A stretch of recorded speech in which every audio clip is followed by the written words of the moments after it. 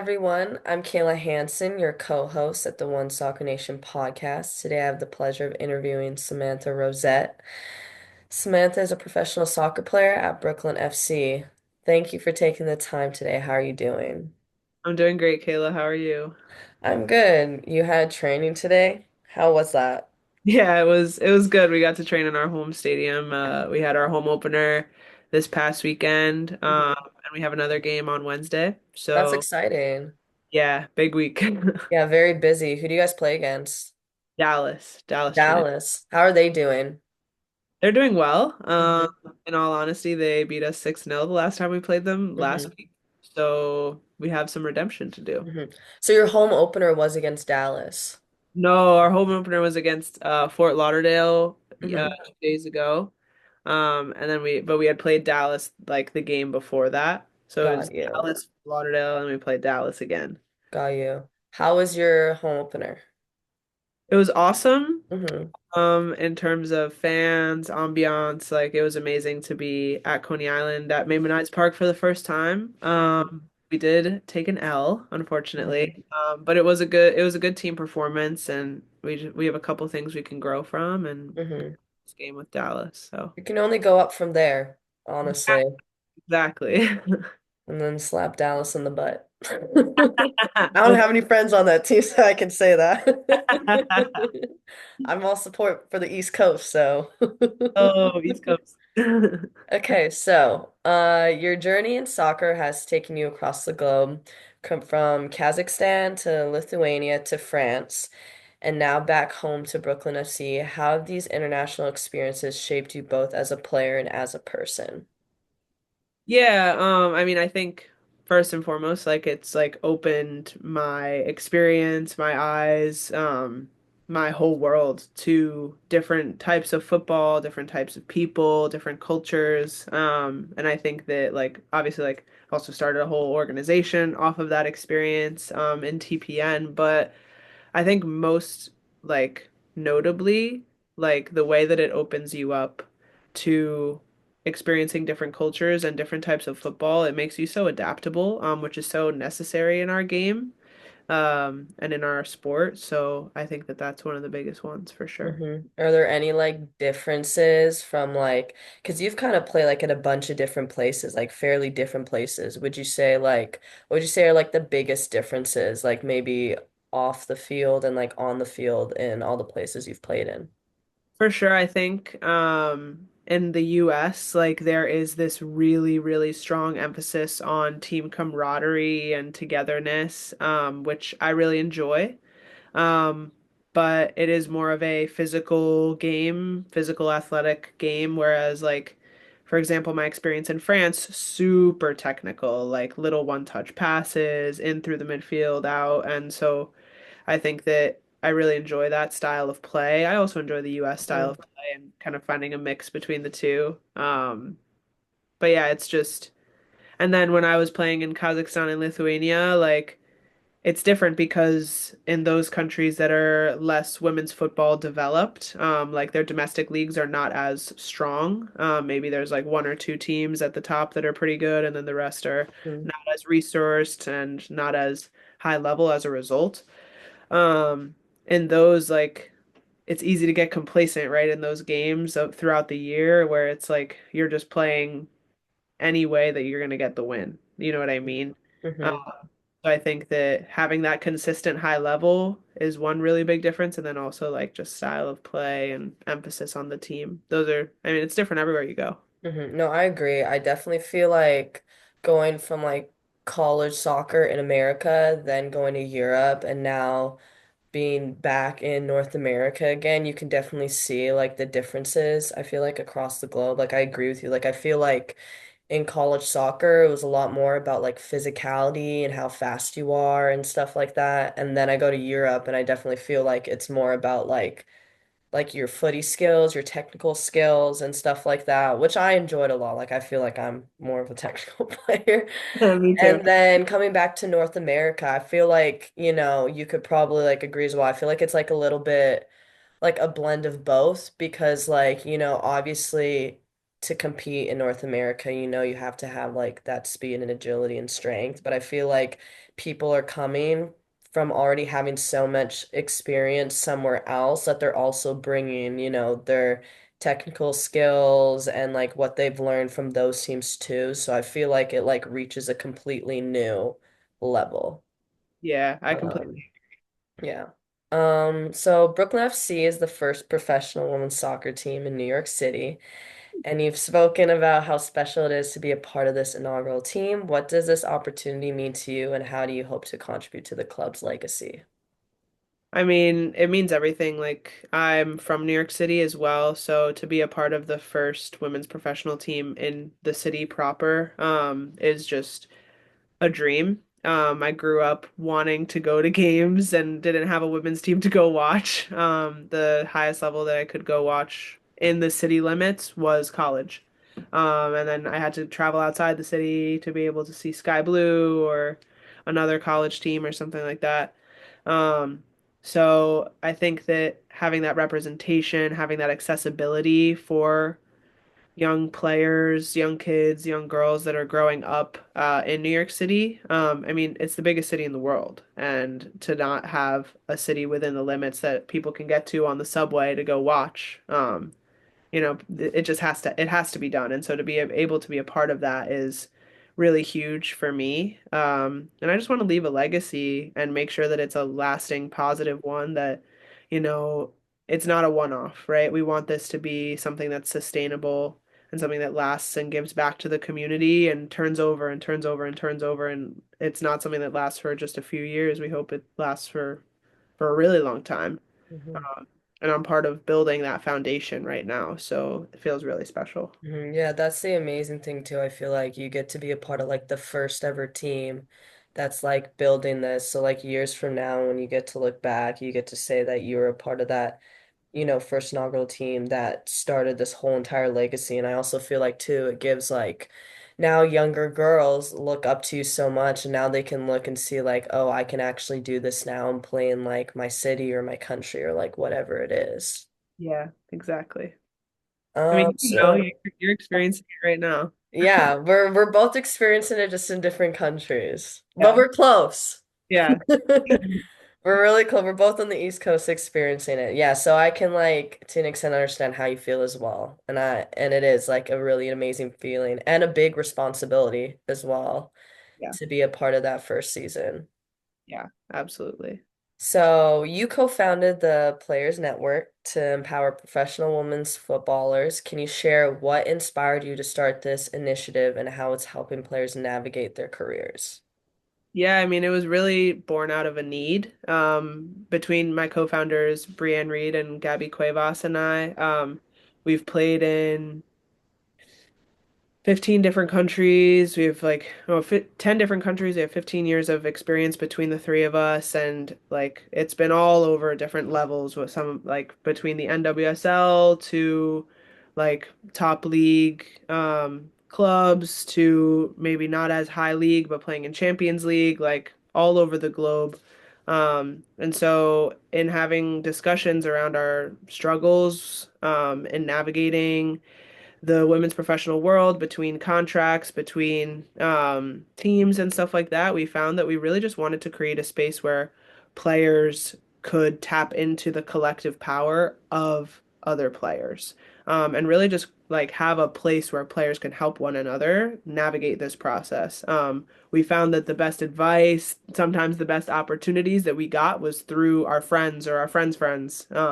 Just finding out about, hey, a club is looking for a right back. Are you available? Yeah. Okay, send them your CV. Perfect. Let's go. You know what I mean? Like Hmm. sometimes it's that simple. Sometimes it's not. Sometimes it's a matter of helping, giving advice or giving your experience at a club. Like, hey, I played at this club and, the facilities weren't that professional or they didn't have a full-time doctor or something like that. Like, be wary and you can go into it and make your decision as an informed one. Um, so yeah, it kind of started as like a resource hub community type thing, and it's just grown. We now have over 450 athletes or players from all over the world in here, and it grows every single day. And we have, I think, 50 different passports represented and something crazy like 130 different clubs played at, and it's crazy. That's amazing. That's a big group. Yeah, How many years have you guys been like doing this so far? two. So this is Two our years? second. Yeah. That's crazy. And you have like over like 400 already. Yeah. Wow, it's expanded a lot since then. But like it shows how important like connections are, I feel like in this world. Like, it's important to keep your connections and not, cut anyone off because like they could be the help for your next opportunity to get to where you want to be. But yeah, that's amazing. I remember I think when you guys first started out, maybe like a year and a bit ago, you guys had reached out to me on Instagram trying to connect me with another player because they were also playing in the same place. So it's crazy how it comes full circle in Yeah, this I mean moment. that's how it started out, like literally just trying to like make sure people had somebody they could like turn to if they needed like a friend or like advice or something like that was in maybe the same country, because a lot of times when you play abroad it's a super lonely experience, especially if, Mhm, with language barriers and cultural barriers. So to be able to have like kind of like a confidant there, that was where it was first, like the first ideas were coming from. mhm, Just kind of it grows every single day depending on what players in our community are expressing that they need and want out of the community. Like mhm. we're players by players for a reason. No, and that's like it's super amazing and really cool how like fast it's grown too in the last few years, and you already have that many network of players that can like work off of each other to find opportunities. 'Cause sometimes not everyone has like, are like not able to get an agent and they're kind of doing it on their own. So it helps to have, that network of people that may also have connections to get to where you want to be. Yeah, 100%. hmm So the USL aims to expand opportunities for women's soccer players. From your perspective, what impact do you think this league will have on the growth of the women's game in the US?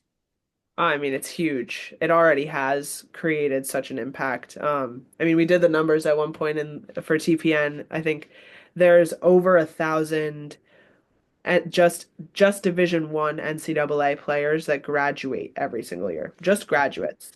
From that, maybe half of them want to play professionally. That's 500 players that want to play professionally and are coming from a high level of competition. With just the NWSL, there were roughly 50 roster spots available every year. So then what happens to those other 450 players that have dreams of playing professionally, right? The US is such a huge, expansive country that like deserves and needed to give these players more opportunities to play. hmm And so I think that the Super League is doing just that, because playing abroad isn't for everyone. I think personally that it's an incredible, incredible experience. And I think that if you have even like the slightest desire to go, you should go, hmm just because of how much it opens up your world and your eyes and your perspective on things. hmm But it's not for everyone, right? Yeah. And sometimes you want to grow the game in your home country, and that is valid. Like I'm here doing it, you know? So hmm I think that it provides so many more opportunities for players. Like just in this first year, there's 8 new teams. Like, and that's what if there's 35 players per team, like that's so many more opportunities for players. Yeah, I agree completely. Like, like coming out of college, like, you've experienced too when you were first going pro, like you didn't have really many choices. You could either only go to Europe or you go to NWSL. And like you said, it's already really hard to get into the NWSL unless, you have really good accolades or like connections within it. Um, and like you're right, not everyone always wants to have to leave, their country or go too far. I agree with you. I think it's a great experience as well, people traveling abroad. I feel like people learn a lot about themselves, like traveling to Europe and around the world. So I stand for that, but like not everyone wants to do it, and that's perfectly good. That's okay. But now it allows like more people, who want to go pro to have a choice, whether that's it to stay in their country or like to go abroad. And like you said, like people who graduate from college or like, necessarily don't go to college and want to go pro, there's so many more players now who have that outlet to be able to do that. Yeah. So, yeah, the USL and like now the NSL as well starting up has like a very big impact in the world's game, like the women's game globally, honestly. It's huge, and it's only going to get bigger because as these opportunities grow, there's going to be more and more players that see playing professionally as a valid option. Like when I first started playing pro, and that's only 4 years ago now, like so many of my like teammates that graduated with me didn't see playing professionally as a valid option because there weren't enough opportunities to do it. Hmm. And so now, as more and more opportunities happen, like there's going to be higher and higher demand because more and more players are going to see, like, oh, this is real. Like, this is a real valid option for me now. Like, how can I chase that? And there's a demand then for the game to provide that for players. Hmm. And then, obviously more girls are want to grow up to play soccer, which is what we want. And also, obviously, it's going to open up more opportunities and motivate more people to want to start leagues like this in like other countries, which Yeah. is the goal. So you've had to overcome injuries, transitions between teams, and the challenges of playing overseas. What have been some of the biggest challenges you've faced in your career, and how did you push through them? So many challenges. I would say something that was like a big challenge for me also ended up giving me the most in return. There was a period of time when I finished my contract in Lithuania with FC Gintra. Um, After that window, I had started working with a different agent, and they ended up like completely ghosting me in the middle of this transfer window. And so I ended up not finding a team, and so I was without a team for about 6 months. And it was also in that time that TPN was born, so huge things like came out of that personally for me, but also in that period of time, you're training on your own. Like I'm working and living at home and training on my own, trying to like stay ready for whatever opportunity potentially pops up. Like I'm reaching out to everyone and anyone that I know, looking for opportunities or contacts or anything. Um, and in that, like I was able to find an opportunity for a trial in France. And then while I was in France, I found two more. So I ended up trialing and like taking my one little suitcase around France and going to all these different regions and training with the team for a week and seeing how it would go. And then I would go to the next one and I set all that up for myself. And it was a crazy experience. But like that was a really, really difficult time mentally, but also like so much personal growth. And I got so much out of it. I ended up signing at one of the clubs, RCSA in Strasbourg, and had one of the best years of my life there as a result of being without a team for 6 months and then going and trialing at this club. Like that opportunity wouldn't have come up any other way. Um, so I think that yeah, it was a really, really difficult time mentally. And you're seeing all your friends sign to new clubs and jet off all over the globe and all this, and you're Hmm. like at home and stuck, and you're like, what do I do? And you have a choice to either do something about it or to wallow in it. Mhm. And I feel like that period where like, you don't know what team you're gonna go on and you're trying to figure that out, I feel like is the scariest and it is a very big mental barrier. Like I have like a few friends as well that are like, kind of in that transitional period right now where like they don't know where they're going and like people are just starting their season, so they don't know what's next for them. And it does take a lot on you mentally, and I don't think people realize like the mental battles that us as athletes go through, daily wanting to be successful in our goal. But um I don't know if it inspired you. Did this inspire you to like want to start TPN? It all happened around the same time. So I Hmm. think yes, I think innately because I was going through all of this of like reaching out to everyone that I know and being like, oh, there has to be a better way. Like, you know what Hmm. I mean? Hmm. But it wasn't just my idea either. Like it was very much Bree and Gabby were like breathing life into it as well, and it was a complete collective thing that we created. But I do think that like being in that moment definitely helped to give it perspective and like it was timely. Hmm. Hmm. And I feel like that's like a very good example of showing you like, there's always a lesson in the struggle or something always ends up good coming out of it in the end. Like if you didn't go through the struggle you went through, maybe you wouldn't have thought of the idea of TPN, and maybe it wouldn't have gone you to want to go all the way out to France and, create that opportunity for yourself. Like there's always power in the struggle, if that makes sense. And I just want to also say, like, respect to you as well, because going all the way out in France by yourself, not knowing what you're going to get out of it, that's a really scary thing to do. Like, regardless of where you go, having to go do something for yourself on your own, not knowing anyone, and there's a language barrier and not knowing if anything's going to come out of it takes a lot of like dedication and determination, and it shows how much you really, really wanted it. And in the end, you got TPN out of it and you got to where you are now, which is super amazing. So I feel like you're a great example of what, hard work and effort and dedication gets you for sure. Thank you. That's so sweet. I only say honest stuff here. I wouldn't say that if I didn't mean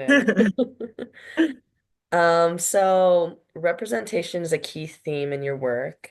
As a Bronx native now playing professionally in New York City, what message do you hope to send to young girls who aspire to follow in your footsteps? I think about this all the time. I also like have coached for a really long time, so with strictly kids that like live in New York City. And so I think that breathing life into these kids and making sure that, they feel limitless in their dreams. Like if your dreams are to leave and get out of New York City, get out of the Bronx, get out of wherever you're from and go experience the world, like you can do that and there are pathways to do that. If your dream is to stay, you can do that and that is completely 100% valid too. Like there should be no limits or no boundaries around what your dreams are. Like dreams are dreams for a reason and they're completely 100% your own. And as long as you commit and buy into those dreams yourself, that's what makes them special, not what other people determine for them to be, not for what society determines for it to be. Like, as long as you decide what your dreams are and you feel limitless in those dreams, go for it. And so I think that, like, I hope that, having some sort of representation of somebody who's from where they're from being able to get to this level, which hasn't really been done that often in women's soccer, is a good representation of that. I also hope that like they see that like you can play for Brooklyn FC, you can play in France, you can play in wherever, like you can also not play soccer at all. Mhm. And so I hope that there is that example that I give to kids. That's my goal. And you're like the perfect example of it, of, what buying into it really means. Like you bought into the idea of TPN and you have over 400 players a part of that network now. You bought into going to France and it got to where you are now. So you're literally a prime example of, what really believing in yourself and buying into something really is. Thanks. I hope so. Yeah. Well, I think so. But I just want to say, Samantha, thank you again for taking the time to be on the One Soccer Nation podcast. I really appreciate it, and I hope you enjoyed the time and the questions. I did. Thank you. They're so thoughtful and it's really fun to be able to like do this with somebody who gets it and is a player themselves. So Thank you. I appreciate that. we're gonna have to get you on the Players Network podcast.